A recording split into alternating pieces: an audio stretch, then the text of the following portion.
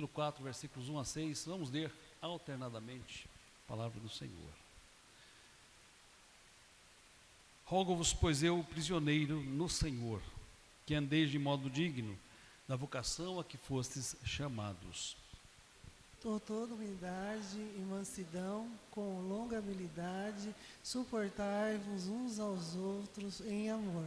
Esforçando-vos diligentemente por preservar a unidade do Espírito no vínculo da paz.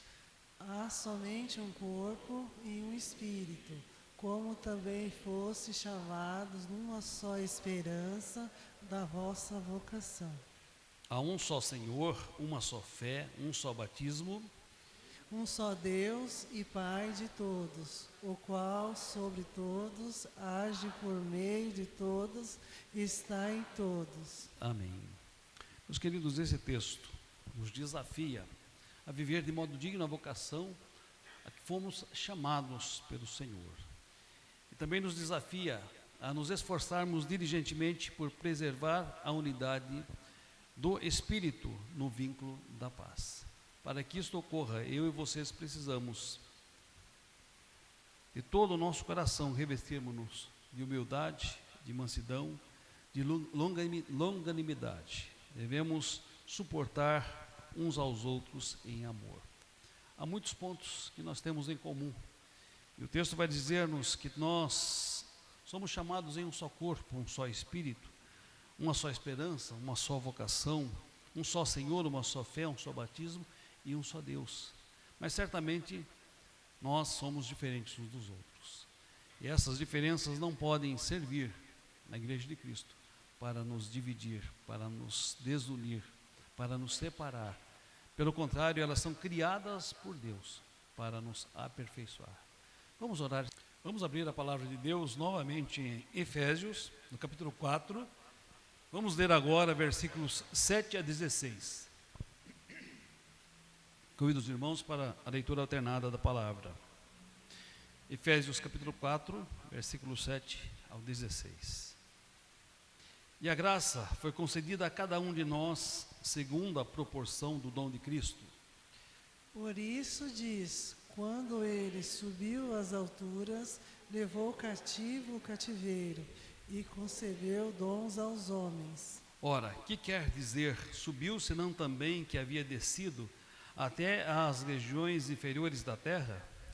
Aquele que desceu é também o mesmo que subiu acima de todos os céus, para encher todas as coisas. E ele mesmo concedeu uns para apóstolos, outros para profetas, outros para evangelistas e outros para pastores e mestres, com vistas ao aperfeiçoamento dos santos para o desempenho do seu serviço, para a edificação do corpo de Cristo. até que todos cheguemos à unidade da fé e do pleno conhecimento do Filho de Deus, à perfeita varonilidade, à medida da estatura da plenitude de Cristo, para que não mais sejamos como meninos, agitados de um lado para o outro e levados ao redor por todo o vento de doutrina, pela artimanha dos homens, pela astúcia com que introduzem o erro. mas, seguindo a verdade em amor, cresçamos em tudo naquele que é a cabeça, Cristo, de quem todos o corpo, bem ajustado e consolado pelo auxílio de toda a junta, segundo a junta cooperação de cada parte, efetua o seu próprio aumento para a edificação de si mesmo em amor. Amém. Que Deus abençoe a leitura, a meditação da sua palavra. Vamos orar. Ó Deus, nós te damos graças porque estamos na tua casa nessa noite e já pudemos juntos te adorar, te bendizer, te exaltar. Obrigado, Deus, porque o Senhor nos acolhe e assim nos abençoa, ó Deus. Obrigado porque nessa noite já pudemos usufruir destes momentos preciosos de comunhão contigo e também de comunhão com o teu povo. E agora queremos, ó Deus, ouvir a tua palavra falando aos nossos corações. Para que isto seja possível, abre o nosso coração, abre o nosso entendimento, nos ilumine, ó Deus, para que possamos ser fiéis ao estudar a tua palavra, possamos, ó Deus, ser agraciados, ó Deus, com o alimento que vem do céu, possamos, ó Deus, sair daqui satisfeitos com a medida da tua graça para a nossa vida. Abençoa todos os irmãos que aqui se achegaram, aos que nos assistem pela live, que este momento seja de edificação para todos nós. É o que nós pedimos em nome de Jesus. Amém. Conservem a Bíblia aberta nesse texto, meus queridos. Efésios, capítulo 4, versículos 1 a 16. Nosso tema nessa noite é santificação, a santificação e a comunhão. Meus irmãos, todos nós somos desafiados a ser santos. A mensagem que perpassa desde o Antigo Testamento e que ecoa no Novo Testamento é: segundo é santo aquele que vos chamou, tornai-vos santos também vós mesmos em todo o vosso procedimento, porque escrito está: sede santos, porque eu sou santo. 1 Pedro capítulo 1, versículos 15 e 16. De certa forma, nós somos santos, porque já fomos separados por Deus e separados pelo Espírito Santo do mundo para servi-lo. Mas também eu e vocês estamos inseridos em um processo de santificação. E o nosso desafio é desenvolver a nossa santificação com temor e tremor, segundo diz o apóstolo Paulo em Filipenses 2:12. Para que nós desenvolvamos a salvação, o nosso Deus nos deu do seu Espírito, o nosso Deus nos deu da sua palavra, o nosso Deus nos deu os meios de graça e o nosso Deus nos deu a igreja. E meus amados, a igreja tem um papel muito importante em nossa santificação. E é por isso que nós queremos explorar com os irmãos a primeira verdade desse texto: santificação e comunhão. Entre os séculos 5 a 15, desenvolveram-se, sobretudo na Europa, os mosteiros ou monastérios.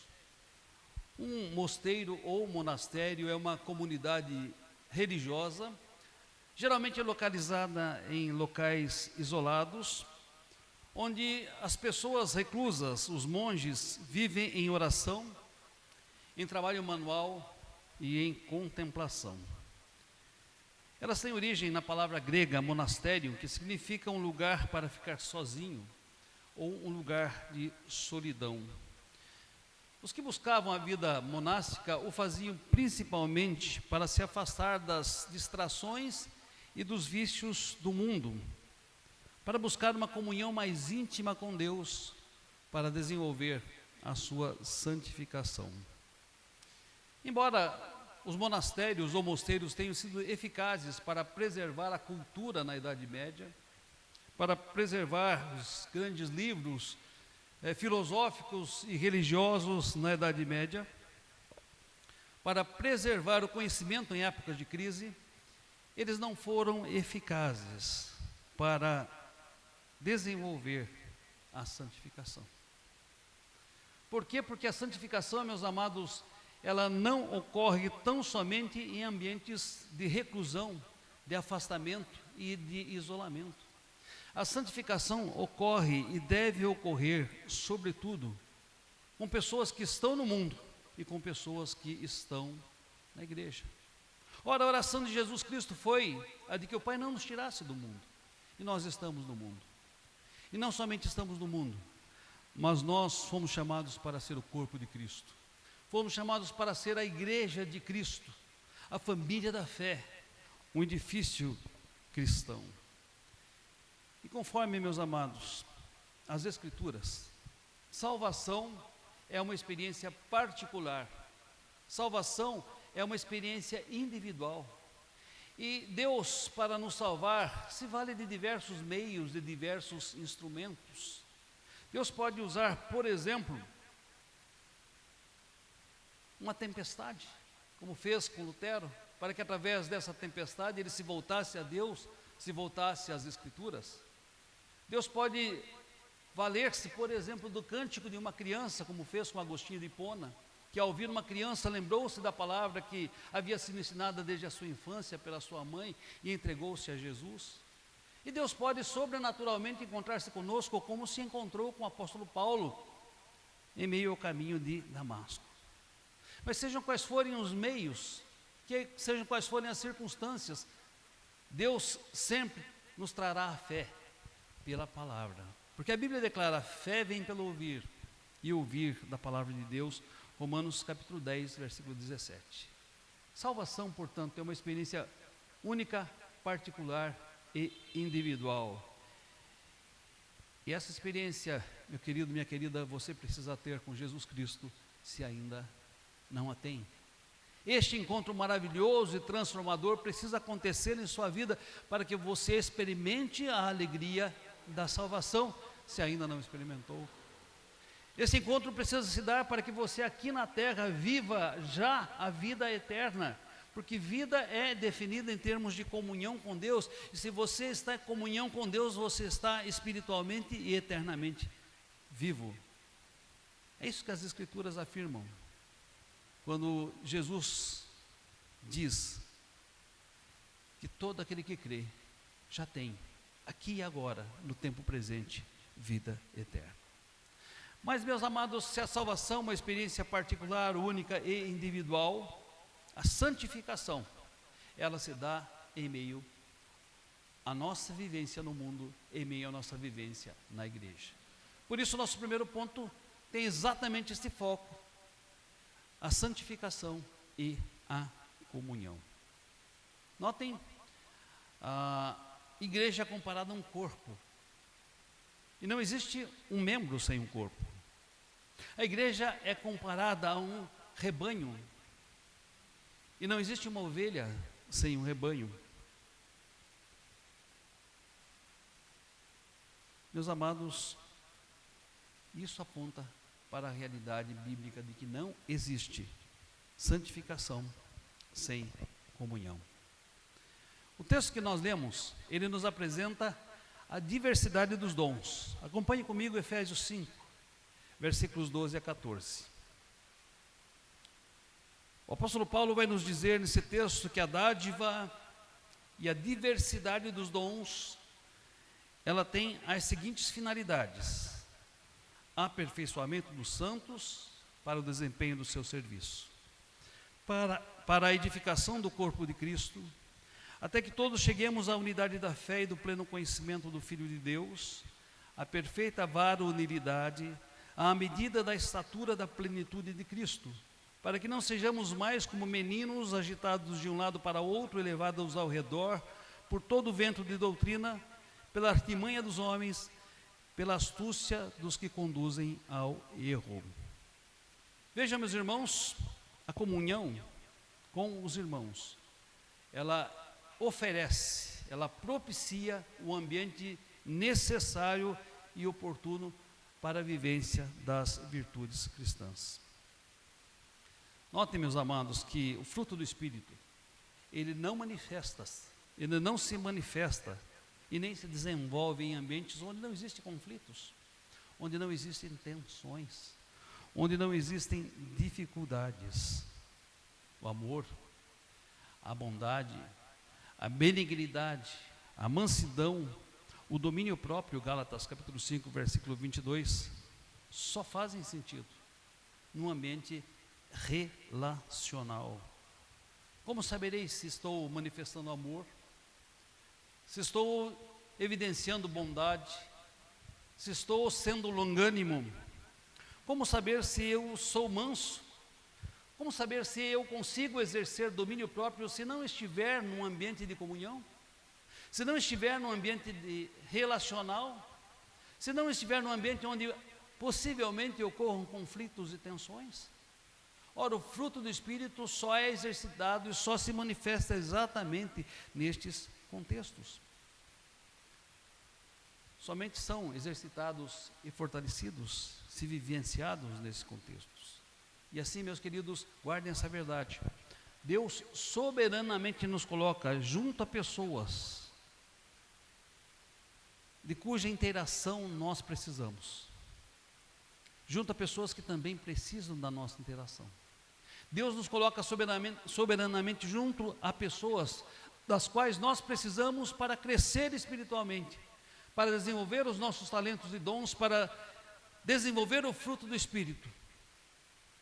E coloca estas pessoas para que elas exerçam o mesmo papel em nossas vidas, a mesma função em nossas vidas. Quantas vezes o irmão orou pedindo para que Deus o fizesse crescer em santidade? Quantas vezes o irmão orou pedindo que Deus edificasse a sua vida? Quantas vezes o irmão orou pedindo que Deus, através do Espírito Santo, evidenciasse o seu fruto na sua vida? Quantas vezes o irmão orou pedindo que o Espírito Santo manifestasse o seu dom para que você exercesse um trabalho proveitoso no corpo de Cristo? Mas, meus amados, tudo isso só é possível se nós vivermos em comunhão, porque a comunhão, ela nos proporciona um ambiente seguro para que nós possamos desenvolver talentos e dons, para que nós possamos evidenciar o fruto do Espírito e, sobretudo, para que nós possamos desenvolver a nossa santificação. Primeira verdade: santificação e comunhão andam de mãos dadas, se desenvolvem juntos, caminham juntos. Mas uma segunda verdade desse texto, meus amados: a comunhão é uma via de mão dupla. Os irmãos entenderão o porquê dessa afirmação. A comunhão é uma via de mão dupla. Capítulo 4, versículo 3. O apóstolo Paulo, nesse capítulo, afirma que eu e vocês não criamos a comunhão. Notem, nós não criamos a comunhão. Quem é que criou esta comunhão? O Espírito Santo. O Espírito Santo. Porque o texto nos exorta a preservar a unidade do Espírito no vínculo da paz. Ele já criou. Ele já criou e nós somos exortados a preservar esta unidade no vínculo da paz. E o apóstolo Paulo vai reforçar isso em outras partes da carta aos Efésios. Efésios 2, 11 a 16, se os irmãos quiserem conferir. Esse texto vai nos dizer que ele fez por nós o que nós não conseguíamos fazer. De estrangeiros e peregrinos e estranhos uns aos outros, ele fez família da fé. Agora Efésios capítulo 4, versículos 3 a 6. Note que esse texto vai apresentar alguns elementos que eu e vocês sobrenaturalmente recebemos e temos em comum. Quais são estes elementos que nós sobrenaturalmente recebemos e temos em comum? Notem: um só Espírito, uma só esperança da nossa vocação, um só Senhor, uma só fé, um só batismo, um só Deus que é Pai de todos e está sobre todos e age por meio de todos. Efésios 4, 3 a 6. Portanto, todos quantos receberam a Jesus Cristo como seu Salvador, estes, meus amados, foram tornados filhos de Deus.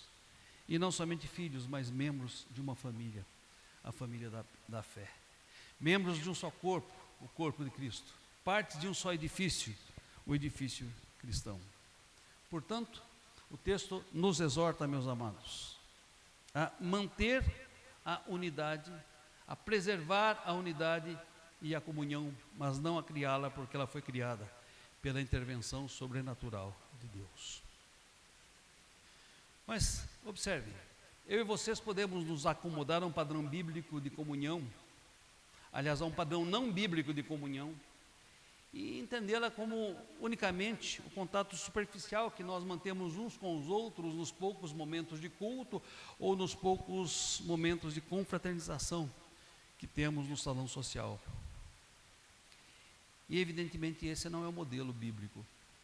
O modelo bíblico para a comunhão, essa comunhão, meus amados, que gera santificação, essa comunhão que gera treinamento para o uso dos dons espirituais, essa comunhão que torna possível o desenvolvimento do fruto do Espírito, o modelo bíblico para essa comunhão é aquele que diz que devemos estar tão próximos uns dos outros, a ponto de saber quais os fardos nossos irmãos carregam, a ponto de sermos, amados, simpáticos e solidários aos nossos irmãos, levando as cargas uns dos outros, porque assim diz o apóstolo Paulo em Gálatas 6:2, nós cumpriremos a lei de Cristo.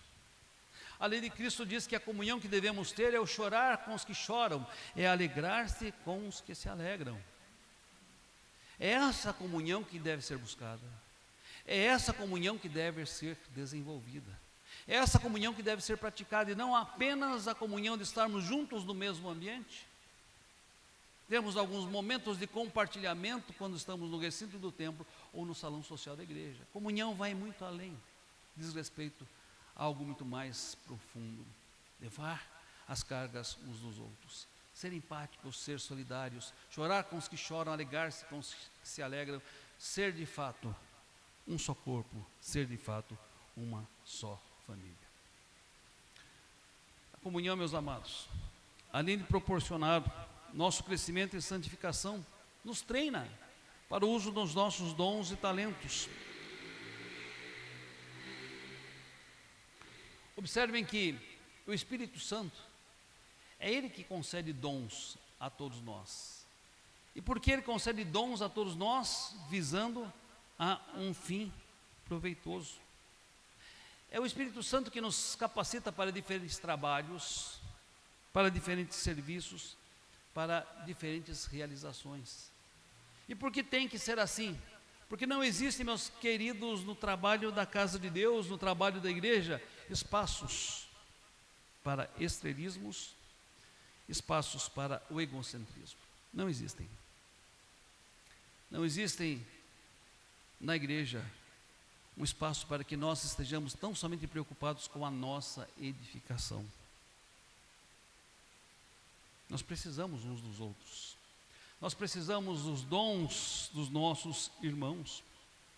O apóstolo Paulo diz nesse texto que é assim, com a justa cooperação, com o auxílio de cada junta, de cada parte, que se efetua o próprio crescimento em amor e o crescimento e a edificação da igreja de Jesus Cristo. Seguindo a verdade em amor, diz-nos o texto. Sejamos edificados e cresçamos em tudo, seguindo o cabeça, que é Jesus Cristo. Seu Espírito Santo, portanto, já fez a sua parte. E como fez a sua parte? Seu Espírito Santo sobrenaturalmente já tornou esta unidade possível. E como Ele a tornou possível? É preciso que nós nos perguntemos, e a nossa parte? Paulo vai dizer nesse texto que devemos viver de modo digno da vocação a que fomos chamados, esforçando-nos diligentemente para preservar a unidade do Espírito no vínculo da paz. Então nos perguntemos, estou me esforçando diligentemente para preservá-la? Tenho sido humilde? Tenho sido manso? Tenho sido longânimo? Tenho tido a disposição de suportar uns aos outros? Tenho, por outro lado, amado o meu próximo como a mim mesmo? Tenho demonstrado empatia? Tenho demonstrado compreensão? Vivemos numa igreja em que o corpo está bem ajustado, onde cada junta e cada parte colabora com o crescimento do todo? A comunhão é uma via de mão dupla. Porque, em primeiro lugar, ela é fruto da ação do Espírito, mas, em segundo lugar, ela é e será fruto da minha diligência, da sua diligência, do meu esforço, do seu esforço, para que a unidade seja preservada, para que a unidade seja mantida. Ela depende do nosso desejo e da nossa busca por essa humildade, por essa mansidão, por essa longanimidade, por esse desejo de suportar uns aos outros em amor. A parte que cabe ao Senhor Ele fez sobrenaturalmente, magistralmente. Mas e quanto a nós? Cantamos agora há pouco que sabemos que foi pago um alto preço para que nós fôssemos irmãos, porque quando Jesus estava lá na cruz, Ele pensava em mim, Ele pensava nos irmãos, Ele pensava na sua igreja. Ele nos via caminhando lado a lado, Ele nos via lutando o bom combate do Senhor, dia a dia trabalhando, sua igreja edificando e rompendo as barreiras pelo amor. Mas e quando as trevas militam? E quando as trevas militam? Afirmamos nesse cântico: por mais que as trevas militem e nos tentem separar, afirmamos, declaramos que pagaremos o preço de ser um só coração no Senhor. Tem sido assim, meus queridos? Tem sido assim, meus amados? Terceira e última verdade: os entraves à comunhão precisam ser trabalhados. E aí vem a pergunta: quando é que um corpo pode não estar bem ajustado? Quando ele pode estar desajustado e não contar com a justa cooperação de cada parte? Essas são perguntas sérias. E é preciso, meus queridos, que nós, com sinceridade, analisemos o que a palavra de Deus nos diz. Pois o propósito de Deus para a sua igreja é que ela viva em comunhão. Para que existam, meus amados, igrejas saudáveis, é necessário que cada parte, cada junta auxilie. É necessário que cada membro esteja ativo. Se nós não estivermos dispostos a uma análise muito séria, a fim de percebermos quais os entraves que atrapalham a comunhão na igreja, se nós não estivermos dispostos a um esforço diligente, e eu destaco esta palavra diligente, para resolver problemas que entravam a comunhão na igreja, a igreja não vai evidenciar a beleza de Cristo. A igreja não vai evidenciar o perfume de Cristo. Nós não seremos vistos pelo mundo como aqueles que vivem de modo digno da vocação a que foram chamados. As pessoas olharão para nós e não entenderão que nós temos uma só fé, um só batismo, um só Senhor, uma só esperança, um só Deus e uma só vocação. Portanto, analisemos, meus amados, o que a Bíblia nos diz sobre os entraves que atrapalham a nossa comunhão. Já vimos que comunhão e santificação caminham juntas. Já vimos que a comunhão é uma via de mão dupla. Mas quais os entraves que atrapalham a nossa comunhão? E talvez eu e vocês nos perguntemos essa noite: bom, a palavra de Deus nos exorta a nos esforçarmos diligentemente, mas o que é esforçar-se diligentemente? O que está envolvido nesta exortação da palavra de Deus? Eu quero apresentar aqui três coisas. Três coisas que, se vividas por nós, nos ajudarão a eliminar os entraves à comunhão da igreja e, via de consequência, a nossa própria santificação. A primeira: não confunda atitudes com identidade. Eu e vocês, meus queridos, embora tenhamos experimentado o novo nascimento, sejamos pessoas convertidas, ainda vivemos no mundo. E infelizmente somos tentados, infelizmente muitas vezes nós pecamos. Não vivemos a plenitude do Espírito Santo como deveríamos viver em todo o tempo. Atitudes nossas que nos entristecem, entristecem os nossos irmãos. Atitude dos nossos irmãos que certamente os entristecem, nos entristecem. E a nossa tendência generalista, a nossa tendência do nosso cérebro influenciado pelo pecado é generalizar. Confundimos às vezes pessoas com atitudes, ou atitudes com pessoas. E por isso a primeira exortação é de que não confundamos atitudes com identidade. Lembra-se da esposa de Jó? Era tão grande a sua aflição, tão grande o seu sofrimento, tão grande a sua dor, que no momento de desespero, ela disse: Jó, amaldiçoa o teu Deus, e morre. Palavras duras de se ouvir, ainda mais no contexto em que vivia Jó, a sua própria esposa. Mas notem que ele não confundiu atitude com identidade. Ele não disse: você é uma louca mulher em me aconselhar. Ele disse: você fala como se fosse uma louca. Nessa simples colocação de palavras existe uma verdade muito grande, a de não confundir atitudes com identidade. E notem os irmãos que no final do livro de Jó, Deus disse a Jó que intercedesse pelos seus amigos, porque a ira de Deus havia se levantado contra os amigos de Jó, que não o aconselharam adequadamente. Jó intercedeu pelos seus amigos para que Deus os perdoasse, mas Deus não pediu a Jó que intercedesse pela sua esposa.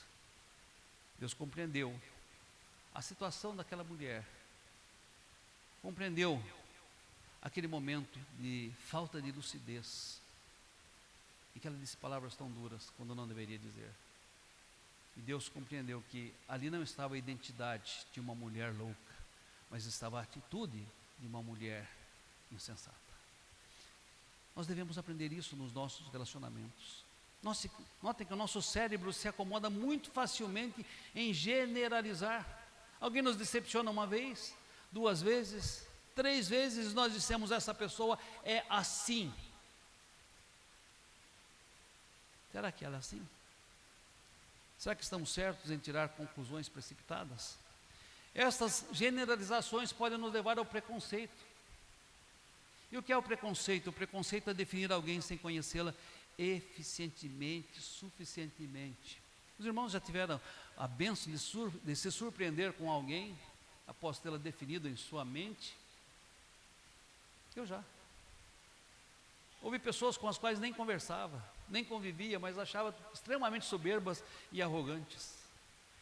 E com o tempo tive a oportunidade de conversar e conviver com essa pessoa e percebi que eram pessoas extremamente simpáticas e competentes. Ora, Deus me deu a grata surpresa de ver a outra face, outro lado, ou de conhecer a pessoa, mas preconceituosamente eu já havia definido essa pessoa. E às vezes pode acontecer comigo, com os irmãos, em relação às pessoas com as quais convivemos e talvez até mesmo em relação aos nossos irmãos. Não fui com a cara, pastor, não fui com a fachada, não gostei do jeito, mas você conhece suficientemente essa pessoa? Conhece profundamente essa pessoa? Conviveu com essa pessoa? Confundir atitudes com identidade, meus amados, pode nos fazer a desenvolver algo além do preconceito, pode nos fazer desenvolver a implicância. Implicância. Parece que tudo que fala vem de encontro, tudo que fala nos atinge, tudo que fala nos afeta.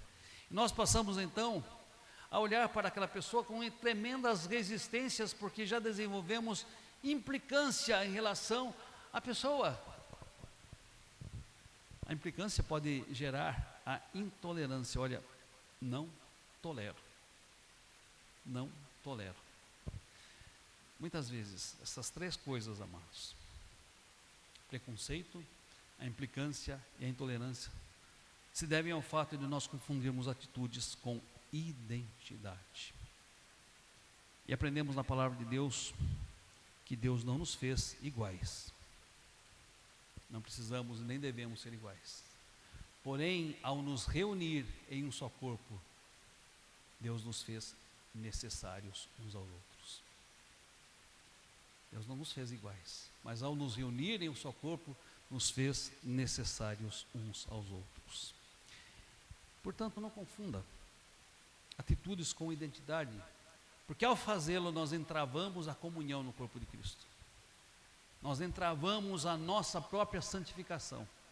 Nós entravamos o nosso próprio crescimento, a nossa própria edificação. Paulo diz nesse texto que Deus fez pessoas diferentes com dons diferentes. Há uns profetas, outros evangelistas, outros pastores e mestres. Mas qual é o objetivo disso tudo? O objetivo disso tudo era promover o aperfeiçoamento dos santos para que desempenhasse o seu serviço.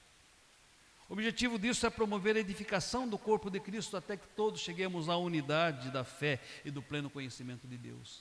O objetivo de tudo isso é levar-nos à perfeita varonilidade, à medida da plenitude da estatura de Cristo, a estabilidade para que não sejamos mais como meninos, agitados de um lado para outro por qualquer vento de doutrina, pela artimanha dos homens, que com astúcia induzem ao erro. Ora, precisamos do ministério e da vida dos nossos irmãos para que desenvolvamos em comunhão a nossa santificação, para que em comunhão, amados, aconteça o aperfeiçoamento dos santos, e eles sejam treinados para o seu serviço, para que em comunhão aconteça a edificação do corpo de Cristo, para que em comunhão nós cheguemos à unidade da fé e do pleno conhecimento de Jesus, para que em comunhão nós sejamos varões e varoas perfeitos, segundo a plenitude da estatura de Cristo, para que em comunhão nós não sejamos mais tão vulneráveis como crianças agitados de um lado para outro, sob qualquer vento de doutrina, para que em comunhão eu e você, seguindo a verdade em amor, cresçamos em tudo naquele que é a cabeça, Jesus Cristo. Notem, Deus fez pessoas diferentes, com os dons diferentes, e quando as colocou no corpo de Cristo, e nos colocou no corpo de Cristo junto a estas pessoas, as fez tremendamente necessárias. Portanto, não existe lugar para o preconceito, não existe lugar para a implicância, para a intolerância, não existe lugar para que eu e vocês confundamos atitudes com identidade. A segunda coisa que em ser trabalhada vai nos abençoar enquanto igreja, tornando a igreja saudável. Compreenda a realidade e a finalidade dos dons. Compreenda a realidade e a finalidade dos dons. Efésios 4:11, confiram os irmãos. E ele mesmo concedeu uns para apóstolos, outros para profetas, outros para evangelistas e outros para pastores e mestres. São todos dons iguais, trabalhos iguais, serviços iguais, realizações iguais? De forma nenhuma. Notem que há funções específicas para cada um desses dons, e esse texto não esgota a descrição dos dons que são concedidos à igreja. Existem outros textos na palavra de Deus que mostram outros dons, tão diversos quanto estes. E esses dons, meus amados, eles foram dados pelo Espírito Santo. Mais do que pelo Espírito Santo, Paulo vai usar um jogo de palavras em 1 Coríntios 12, 4-16, muito interessante. Se os irmãos quiserem conferir, vou citar alguns versículos. Ele diz, em suma, e eu quero destacar isso, que a Trindade está presente na concessão e no uso dos dons. Os dons são diversos, mas o Espírito é o mesmo. Notem, Espírito Santo. E também a diversidade nos serviços, mas o Senhor é o mesmo. Notem, o Senhor Jesus. E há diversidades nas realizações, mas o mesmo Deus Pai, é quem opera tudo em todos. Ou seja, o que Paulo está dizendo é que a Trindade atua na nossa vida, concedendo-nos dons. Dons que são diversos, serviços que são diversos, realizações que são diversas. Mas para que isso? Olha, porque nós somos diferentes uns dos outros, porque nós precisamos de ministrações diferentes uns dos outros. Mas sobretudo, Paulo vai dizer em 1 Coríntios, capítulo 12, versículo 7, Deus concede dons através do seu Espírito, visando a um fim proveitoso. E nesse texto, ele vai nos dizer que concedeu diversos dons, citando os dons, e vai nos dizer que esses foram dados para o aperfeiçoamento dos santos, para a edificação do corpo de Cristo, para a unidade na fé, para desenvolver a perfeita varonilidade conforme a estatura de Cristo, para desenvolver a firmeza na fé e para o nosso próprio crescimento. Efésios capítulo 4, versículos 11-16. Terceira coisa que deve acontecer para que haja comunhão, santificação e uma igreja saudável: domine o seu ego e viva o fruto do Espírito Santo. Note que a nossa carne que vai nos induzir a pensamentos preconceituosos, é a nossa carne que vai nos induzir a implicâncias e intolerâncias. Como disse, o nosso cérebro contaminado pelo pecado tira conclusões muito rápidas dos nossos relacionamentos e das pessoas com as quais nos relacionamos. Os irmãos já pensaram quantas narrativas o seu cérebro cria para justificar determinadas atitudes suas com seus cônjuges? para justificar determinadas atitudes suas com os seus filhos, para justificar determinadas atitudes suas junto aos seus irmãos. Eu quero desafiar você a desafiar as narrativas que o seu cérebro cria, que o seu cérebro desenvolve, porque elas podem nos conduzir para longe do propósito de Deus para a nossa vida. Lembra-se da parábola dos talentos? Friso aquele que não desenvolveu o seu talento. Por que ele não o fez? Porque ele não conhecia o doador dos talentos. E porque criou narrativas no seu cérebro para justificar a sua ociosidade e preguiça. Ele disse: sabendo que tu és um Deus severo, um Senhor severo, que ceifas onde não semeaste, que ajunta onde não espalhaste, eu fiquei com medo. E escondi o meu talento. Olha, não investi, mas também não perdi. Aqui tem o que é teu. Deus era exatamente essa pessoa? Os outros dois não criam no mesmo Deus e não viam Deus da mesma forma, porque os outros dois entendiam que Deus foi generoso, Deus foi gracioso, Deus deu oportunidade, Deus deu tempo, Deus deu condições, e em vez de enterrar os seus talentos, eles os desenvolveram e apresentaram em dobro a Deus. Notem que um tinha 5, conseguiu outros 5, o outro tinha 2 e conseguiu outros 2, diversidade de talentos, mas todos eles ouviram de Deus a mesma coisa. Muito bom, servo bom e fiel, foste fiel no pouco, sobre o muito te colocarei, desfruta da alegria do teu Senhor. Mas este que criou narrativas em seu cérebro para justificar os seus pecados, a sua ociosidade, a sua preguiça, este foi condenado e foi lançado para fora, onde há choro e ranger de dentes. Desafie o seu cérebro. Desconfie das narrativas apressadas criadas pelo seu cérebro, porque muitas vezes elas refletem preconceito, egocentrismo. Muitas vezes elas refletem implicância, intolerância. E Deus também precisa santificar os nossos pensamentos, as nossas emoções, os nossos sentimentos, as nossas ações. Note que o nosso ego vai tentar nos colocar no centro das atenções o tempo todo. Vai dizer a nós mesmos que nós somos os mais importantes o tempo todo. Mas a Bíblia diz que devemos considerar uns aos outros em honra muito maior do que a nós mesmos. Por isso é preciso, meus amados, viver a humildade, a mansidão, a longanimidade. É preciso suportar uns aos outros. É preciso dominar o nosso ego, refreá-lo, colocá-lo no seu devido lugar e transbordar da plenitude do Espírito Santo e andar no Espírito Santo para que o seu fruto se manifeste em nós. Esse texto nos ensina que comunhão e santificação se desenvolvem juntas. Não vamos nos desenvolver espiritualmente vivendo separados do mundo, separados uns dos outros, refugiados em cavernas, em monastérios ou mosteiros. É na vivência diária que desenvolvemos nossa comunhão e a nossa santificação.